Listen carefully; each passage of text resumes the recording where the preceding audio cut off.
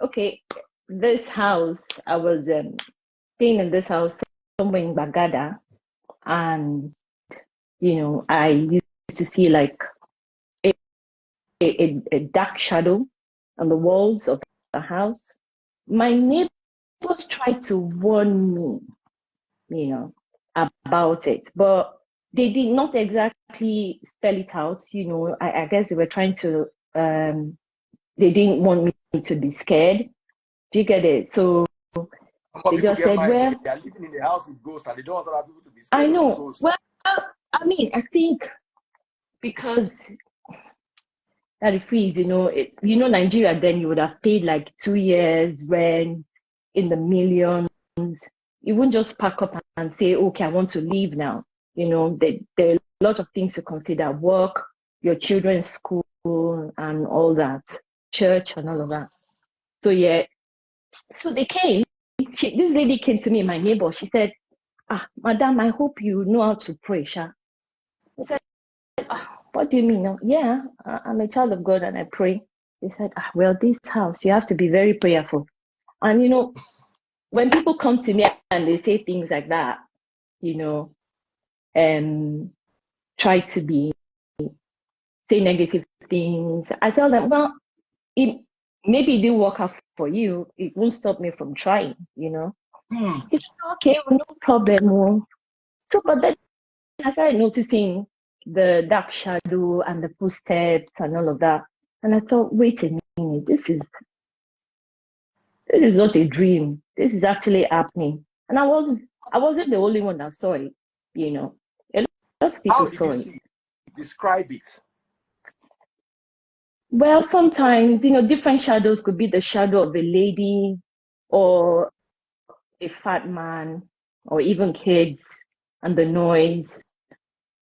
So was this like on the walls inside your house? The walls inside the When house. there was light? Yes. Or sometimes More. in the afternoon. My goodness. Sometimes in the afternoon. Or sometimes because the tiles of the house is white or was white. So you would see the dark shadow, very pronounced on the carpet.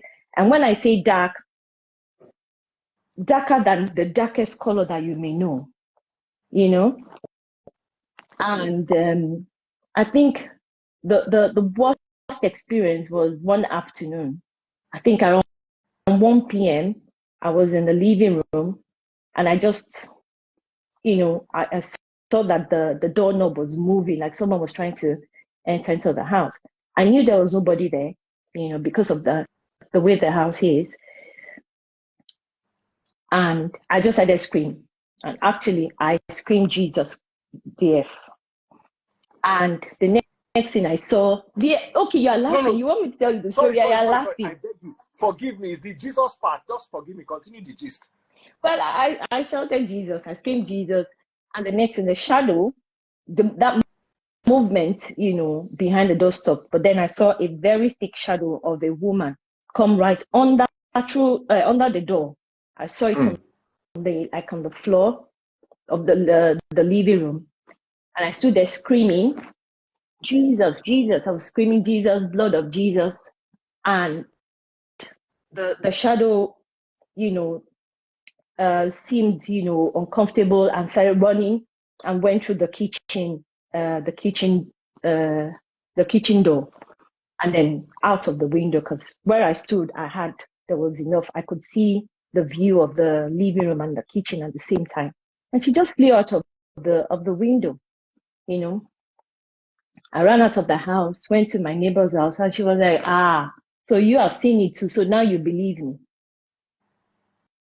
So at that time, I think a week after I left the house, traveled, went to stay with relatives, and my ex was in the house, and he noticed, the activity too, and was afraid to stay there. So he had to go and bring his nephew to come and stay with him, because I was away for like a month, Well, we had to move out of the house. The house is still there in Lagos, somewhere in Gbagada, but I won't mention the house number. Yeah. kind of stuff. Now, let me Movie, ask you a Revolt. like, question. There was a time you told me a part of the story where you shouted at the ghost or something. I said, "Come, no be Mickey, you." Oh yeah, Was yeah, that not you? yeah. That was me. So when I returned to the house, I knew because we had just moved into the house, paid 2 years rent, millions, and I knew okay, it would still take a while for us to like move out of the house and find somewhere else to be and all of that.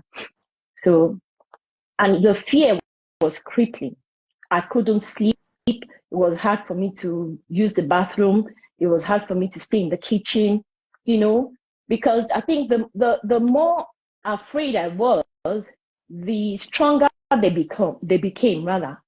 And they would knock things down in the house, like, knock down spoons and, plate and kettles, and in the bathroom, knock down everything. And, and I would pray. I remember one night I prayed. I told God to take the fear away because I knew that the fear, yes, was too much, They weren't exactly doing anything to me. They were not attacking me, but it was the fear that was, buying me slowly. So I just prayed that night. I said, Father, take this fear away from me.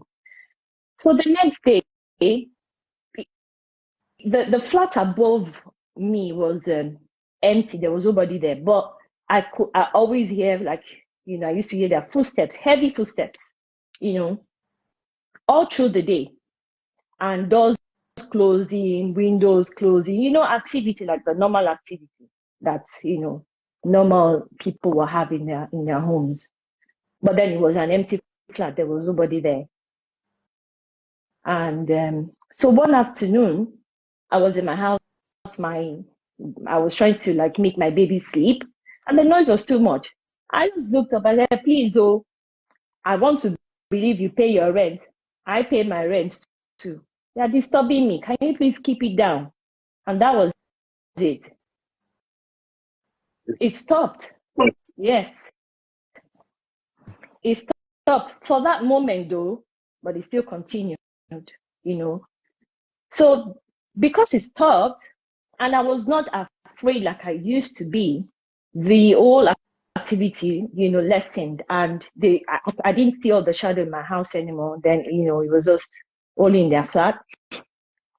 My neighbor or neighbors, there was this guy, a lawyer, who couldn't sleep alone. So he was at that time a bachelor, and had to bring his two friends to live with him. And he told me that what he noticed is that his car will not start in the morning. But if he parks the car at someone else's house, the car works, the car will start. So what he used to do was park the car at his friend's house and then walk home.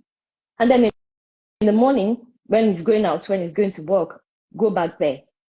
But if he leaves the car in his house, in that house, the car won't start. The car will always be faulty. It's a horrible experience. Yeah, it was a horrible experience. Wow, I can feel the fear. Some people are going to be putting the lights on tonight. I guarantee you. Oh, wow. Let me tell you something. Scary story.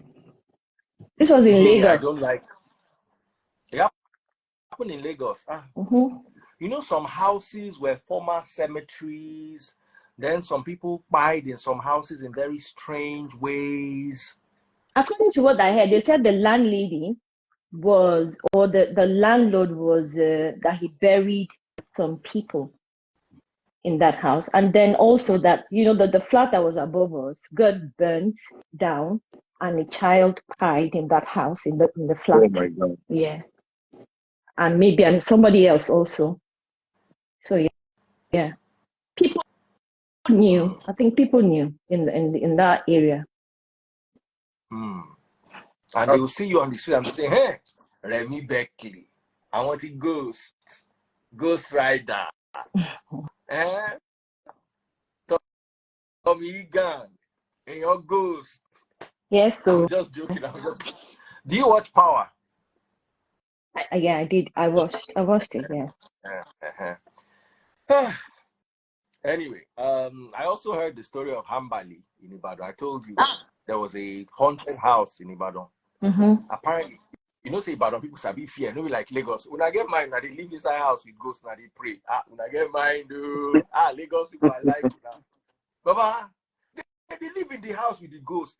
They say the car no go start because they walk around. As in, I like Nigerians. So Nigerians go live inside hellfire and they find way of how they pour water so that the fire no go too hot. As in, person say in car no they start for a compound. Instead of make you park come out for ghost house, you go they park the car for another compound. They can't sleep for the ghost house. But the problem is this 2-year rent of a thing. If you pay like 1 million per year, 2 years, it doesn't matter. You can't leave it. That year for Ibadan, for around like that Yemetu area, if I remember correctly, that's the same story. The landlord used people to do ritual, bury them inside the house. So the ghosts could worry people, they scare people, they chop their Milo. You know, Ibadan ghosts now hungry ghosts. Hungry. As Ibadan people be now, so their ghosts be. They're going to thief your money. That's why they do all sorts of poverty things, poverty ghosts or more. So you get one mechanic boy. The boy learned mechanic for a village. They call it village Papa. Yeah, so hang on. Look at this lady said the house was by Atu Rashi in Gbagada. Honey Mom. Do you know the house? Honey Mom.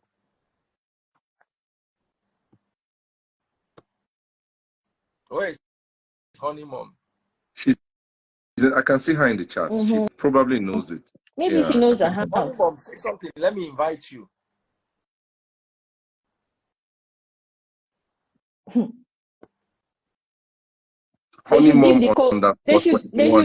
They should give the ghost colos.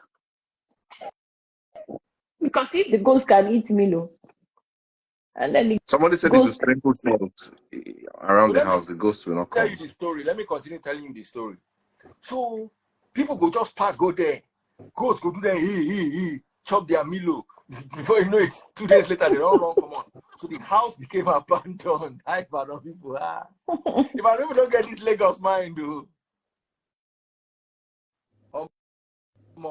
So this mechanic boy, he named Hambali. He came from a village called Papa. He come Ibadan called House. So he can't come this Ibadan. He no can't see where to stay. So he do mechanic work, then he sleep under bridge because he no get house. So one day rain one key under bridge. Heavy thunderstorm. He can't look the house like this.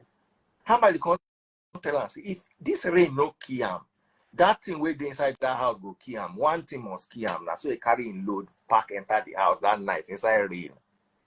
Now so the house turned to Ile Hambali.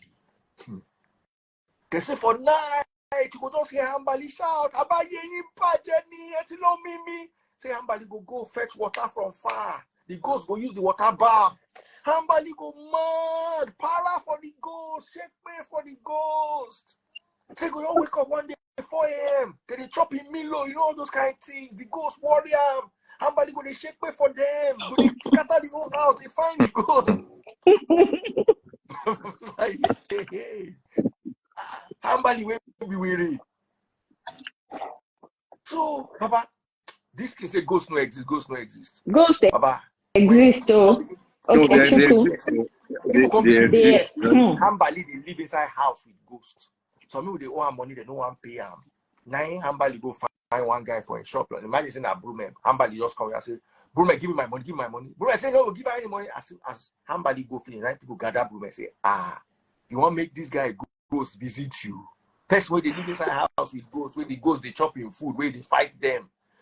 Say the next morning, the guy go Hambali house with the whole money, go borrow him. So Hambali became feared. Only in the state that house with ghosts. So just once in a while, the ghosts go vex him, he go fight them. Go bring they look for them inside the house. Go you understand? So be like say the ghost go chop in Milo, run. Then the ghost will come like 2 days. So that same thing, that confrontational attitude, like you said, standing up to your fears, Even dog, if you stand up to dog, the dog will step back from you. No try with pitbull. Pitbull, they wire their own different. They rewire, we wire their brain. Oh, your man turn on check engine, let's steady. Ah, pitbull. Pitbull, no, they hear come. They go, their head nowhere. I know. Sometimes when I go for a walk and I see people with their dogs, apart from those tiny chihuahuas and the those small dogs, once your dog is too big and they say hello and they want you to pat their dog, you're right, Mike, I don't pat I don't pat people's dogs though. And they'll be looking at you like, won't you pat their dog? Why didn't you buy a dog? People don't. I hear say when a dog they fear ghost or ghost they fear dog. And I love dogs, but it just never occurred to me. So did you finish your rent in that house? No, we didn't. We had to leave. And the landlady was surprised. I think we were there for about a year. How was the landlady surprised? She don't know what she put inside her. Probably knew. Yeah, she didn't want us to. I don't think it was her though. Maybe I think it was her dad, according to the story, because she inherited the house from her father. So wait, the flat above where stuff was happening, was she also the landlady? Like she owned the entire house? Yes, she did, but didn't live in the house with us. Did the landlady? I think her house. No, she didn't. How she go live inside? No. She did from far away come collect her rent. Lagos people. She didn't. You know that our own flat here, when we got the flat, it was well done. Because someone had already paid for the flat. And she ran. Because they want her. She had and ran. But we didn't. Because we thought, what the heck? Things like that don't exist. Do you know what I mean? We can pray. She ran. Collected her money from the agent and ran away. We should have done the same, but it's all right. You've learned your lesson. As long as you are not hambali, no follow ghosts still. Roommate, if you see ghosts, run. Daddy Free, I won't even, the moment I just see that shadow, I just take my documents, car key, and disappear. If you think Lagos people are mad, they go America. There are ghost hotels. Hotel we get ghosts. People they pay to sleep for the hotel so that for them they are excited about stuff like that. America, I'm not sure. Yeah. Like it comes to hotel. Yeah. One guy saying he paid for 2 weeks, saying no see the ghost. He go lock their manager shirt. So this thing now ghosts will run from me. When ghosts see me, they will run from me. Why? Because you carry Holy Ghost. I do. Don't leave me. Don't leave me. I carry Holy Ghost. Yeah. Wow. All right. Lovely. Honey mom has some stories, but she's not sure. She doesn't want to come live. She has seen ghosts. The same honey mom. Yeah. But she said she's shy. Honey mom. Don't worry. You know what? You can turn your video off. Come and share your experience. DF is in the mood for ghosts today. In a ghost mood. Honey mom. I'm happy that won't take light.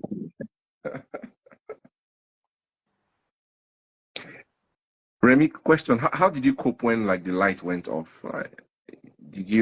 What was your reaction whenever NEPA took light? Oh, it was horrible. Brume, hey, honey mom, don't come. I may not be physically strong, but I consider myself mentally and emotionally strong. I don't see UK house. So it was a horrible time. It was a horrible experience. Yeah. I can't see how. Every time I want to come on your live and contribute, you never call me. Now, because I commented about what she just said, you're calling me. Anyways, good evening. Sorry. Nice to meet you finally. Good evening, everyone.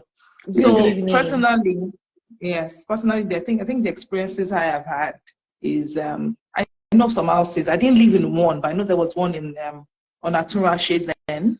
And what I know is my friend actually said the same thing you just said over here. Then I know of another house again as well. Everyone that lived there, they're actually making it big in life right now. I know of one house in Atunrashe then, that everyone that lived there, like under 1 year, everybody moved out of the country or probably got a big contract or something. And they said everybody that has ever lived in that house in Atunrashe, they're making waves right now in life. But my own personal experience. Where is that house right now? Dear, what's the difference like that? The address before you know that you go meet ghosts now. Inside this economy. This one is a long time. No, so my own personal. The whole house go full. My own personal experience with things. I don't know if it was a spirit I saw, but I know I've seen something that is extraordinary, and up to today, I can't still place my fingers on what I saw. And this was when I was in boarding house. I'm talking about like 20 years ago. You know those days of Lady in Red, all those things, you know. So, but what I saw that night, that midnight, and then I was a prefect. I was one that locked the boarding house door. I locked the door. So this is not a case of somebody dressed up and came to scare anybody. Now me locked door then. I was a prefect. I was in charge of locking the main door. And what I saw that midnight, you know in the movie how people dress up like a devil and they wear like that cone kind of hat on their head. Yeah. That was exactly what I saw that. And it was so tall. This thing would be about maybe 9 feet or 10 feet tall. Oh, there we go. Faceless. I can't sleep tonight. No face. Oh dear. No face. No, they're spirits, so forget. Anybody that says there's no spirits, you deceive yourself. There are spirits. And this is no joke. I'm not here to scare anyone. What I'm sharing today. All of us. What I'm sharing today, I don't want to put my face because I don't know, maybe Instablog, anybody will capture my face and be like, this is a ghost whisperer. I don't be a ghost whisperer, but I'm telling you that I can't even place it in my head what I saw that night. I was about 16 years old. This is about 22 years ago, even more. Oh dear. So that midnight, how it happened was, it was visiting day. After visiting day, then there was no light. You know the way in boarding house you have slabs all around. You have slabs around, you know, where we put our buckets under the slab and all of that. So there was no light. Everybody had their lanterns. It was those days of lanterns. We all had our lanterns. There's a school called United Missionary College. This school was formed out of, if you know Molete very well, I know Daddy Freeze and Ibadan person. United Missionary College, you know, they started off a private Christian college, secondary school out of that ground. So I was one of the first sets of the private secondary school. But that land was abandoned for many years. I remember then that when we started off, you know the way you go into a library and the books are old, they're all rusty, smelling. You know, there's a way stale smell. That was what our library used to smell like then. But they started off the private school, girls only. It was not the girls. It was the girls only college. It was called United Comprehensive Girls College. So I was one of the first sets. So it was on an old ground, old chapel. It was abandoned for many years. All the books in the library were rusty. Ants had eaten some pages. That was how we started off. So there was this night, back to my story. It was visiting day. And after visiting day, everybody went to bed. Then at midnight, everybody had their lanterns on, dimmed down. Like the lantern just dimmed. And I opened my eyes and I saw like 2 bright lights. So I opened my eyes. By the time I looked again, the 2 lights had gone. Many years later, when I started going to MFM, that's when I remember that, okay, well, those 2 lights probably meant maybe I saw a cat or a dog or something. You know the way the cats or whatever, their eyes shines at night? Yeah, in the darkness. Yeah. So I related it to maybe it was a cat many years because I was too young. What I'm saying, I couldn't even tell my late mom before she died. I'm telling you, it baffled me a lot for many years, but now I'm bold enough to say because I know that nothing can happen to me. I'm a child of God, you know. So then a girl now woke up at midnight and she screamed. She was going to the washroom and she just screamed. Her name was Oyinkan at the time. That was her name. And she screamed. I'm like, I'm sure if none of them are on your life, they should come up if they're not sleeping. So Oyinkan, I saw that thing first and they all screamed. Then I was a chapel prefect and I was very prayerful at that time. So everybody ran to my bunk. I started praying. While I was praying, I opened my eyes and this was exactly what I saw. Very, very tall. You know the replica of how people on movie portray the devil with a cone on his head, with a big, very big, like a gown, black, tall with cone no with legs, no limbs, no leg, nothing, probably. faceless. Oh, he was so tall, and the thing never looked at me. He didn't look at myself. I was just walking off. I'm like, what is this? Until today, it still baffles me. What did I see? I can't place it. I can't say this. I can't even place it. Like, what did I see? You know? It was dark and you still saw it. I saw it. You know, that's what you were now. You know, like how people in the movies portray. All right, we have tried. We have tried. Before me, we make jokes. I don't know how I'm going to sleep tonight. Don't worry. I don't know. You sleep. Just go and hold inside life. Everything inside. But we're just trying to portray that there are spirits. There's people. There are spirits amongst us. Spirits. There are spirits. What I always tell people is they will avoid you if you avoid them. Sometimes it is Nigerian version of Christianity that puts us inside spiritual trouble, because you go and look for waiting, not find you. And then you go and be calling Jesus, Jesus, Jesus. Baba, if you see better Oronugi, you know what they call Oronugi? 3 spirits. You go call Jesus. He go beat you, eh? So I always tell people, say, make them just see, they're different realms. And they most of the time avoid, even biblically, in the book of Acts, that woman that had a spirit in her, day after day, they were harassing Paul, saying, Paul, these are the people that worship. Paul no answer him until one day when he got so tired and he drove the demon out. Normally, we are taught by, you see, you are a product of your mentality. I used to watch ghosts or some stuff on DSTV those days, how people used to chase ghosts and find ghosts, and they used to have this meter that would be reading if they find ghosts and the chilly weather and all. There are people that used to, ghost hunters or something. They used to actually, if you tell them you have a ghost in your house, they'll come and look for the ghost. So the mentality we have is we are afraid of these things, while the mentality of Igbo people have is, I want to know about this thing. So ghosts, they run from Igbo people because they don't have village people bothering them. That is what you think.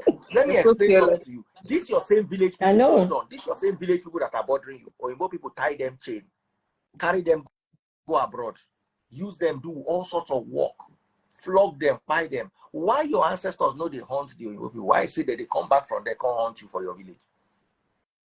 The Igbo people, they sell their land, chop their wives. They bred them at a point. You don't understand. There was one particular man, I've forgotten his name, because he was tall and strong. They needed stronger slaves. All the women, they'll carry and come out to her husband's house, carry and come out. The woman of 14, 15, they don't reach. Go collect. The guy go give them belly, she go born. Village people don't hunt them. Look at France and what they did to Northern Africa. The village people of Northern Africa are not hunting France. It is you that you are barely made it to the city that they want to be hunting. So there is something with the way we handle these things that put us in the line of fire. Of course, there are wicked spirits too, and there are spirits that are demonic and devilish. But let me tell you something here. What you believe and how you condition your mind is what opens the door, closes the door for these things for you. And when you have Christ in you, this is what I teach people. When you already have Christ in you, you see, I'll tell you a story. I wanted to preach this tomorrow, but I'll just give you a little snippet of it. You see, remember Mary and Martha when Lazarus passed and Christ now came. Martha said something to him. If only you were here, nothing would have happened to my brother. If we interpret it in the context of today's world, Christ is already here. He doesn't have to physically come here to be here. Those days he had to physically go there because he was living being. Today he is spirit. He doesn't have to physically come to your house for him to be in your house. What you need to do is accept his truth and his spirit, and he is with you, you are already protected. They are not going to come and haunt you. They are not going to come and look for you. Half the time, those people you believe in your village that are your village people, 99% of the time, now you be your own village person. You they smoke, you say you mad. Say village people run you mad. You they knock Olosho without any protection. You say village people give you AIDS. 90. And they tell you story of person where I know. They chop burger as snack, go home, go chop a bar as meal, can't get diabetes. Now village people. So it was what I was teaching early on. You are a product of two choices: the choices you make and the choices that make you. Join us tomorrow in church, 12:30. Yeah, can I ask a question? Yes, go ahead. Why is it that sometimes when someone is praying, maybe at night, for instance, and then you begin to feel like the hair on your neck, your back, yes, becomes really, it stands. Why? It happened to me when you were telling your story just now. Did it? Yes, it did. Exactly. So is it your spirit that is touching you? That's why. It could be a spiritual presence. Fear that is triggering it? Okay. It could be fear. It could be a spiritual presence. It could be many things.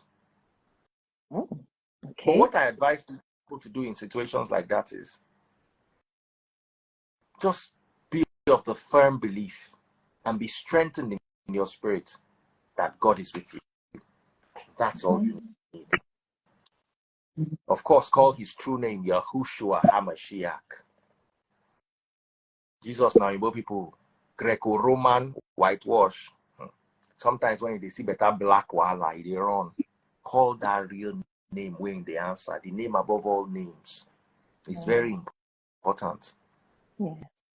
Yoruba Ifa priest will never waffle in English or in French. That incantation, they will do it in that normal language. If Afa wants to use Quran to cast spell or Arabic, they will do it in Arabic. They will never do it in English. So you people, you are calling in English. You get language, they're very powerful. They see Roman priests those days, they use Latin. So you've got to have those understandings. But you see, best of all is avoid, and they will avoid. You don't know, the world is filled with all sorts of spiritual beings. DF, is it okay for a believer to watch horror movies? I don't like watching horror movies. Okay, I don't think there's anything wrong. Let me not have answers to all questions. I don't think there's anything wrong, but I personally like to avoid them because there's some things, horror movies and knacking movies. I try to avoid them as much as possible, sometimes you're on your phone and something pops up and you look at it. Do you understand? I won't see, like, for instance, a trending tape. I will watch it. Do you understand? But I will do everything I can not to go to an actual site of those kind of things. Because of what it feeds into your mind. Your mind is very powerful. And your mind is a reflection of your consciousness and your subconsciousness.